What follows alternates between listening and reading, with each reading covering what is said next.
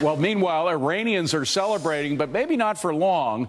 I'm David Asman, in for Neil Cavuto. Glad you could join us today. Signs that Iran's neighbors could be running to get their own nuclear arms. Now, the president has said that this may calm down the nuclear arms race. Other people saying could do just the opposite. In moments, the Republican presidential candidate with a plan he says will put an end to turmoil in the Middle East once and for all. You want to hear that.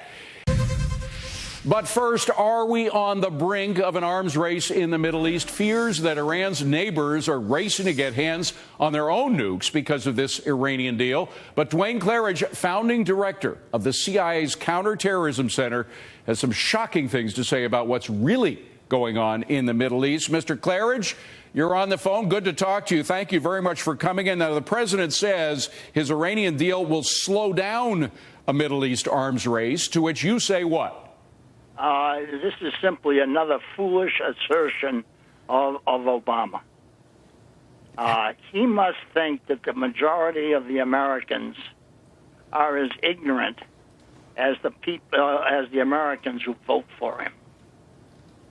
I mean, this is absolute nonsense. It will create an arms race.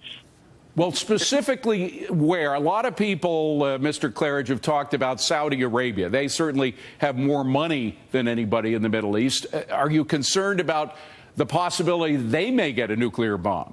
Saudis already have the bomb. But people fail to remember.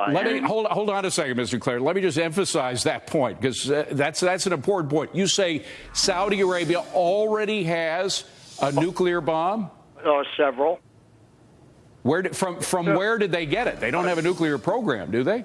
Well, people forget that it was the Saudis who financed the Pakistani bomb.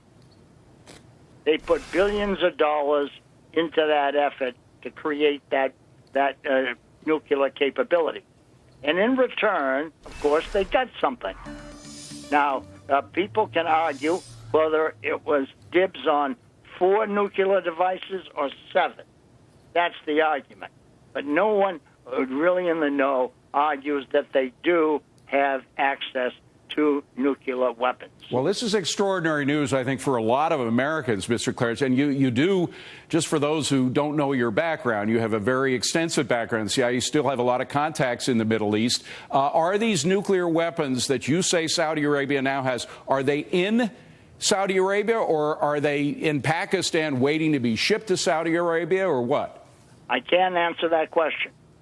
But what I can say is that people argue whether the Saudis could actually deliver the weapons to Iran. I say they could. They have a capability with their F-15s, and don't forget the Chinese missile system that sits in the middle of the desert of Saudi Arabia, which has been kept up to date. But to really do some damage to Saudi Arabia, the F-15s could easily destroy the oil facilities of Arabistan, Bandar Abbas, and finish that all off. Final question, Mr. Clarridge. We're short on time, but is it conceivable that the Saudis may use these nuclear weapons, if they have them, to take out these positions in Iran before the Iranians get a bomb? I cannot answer that question.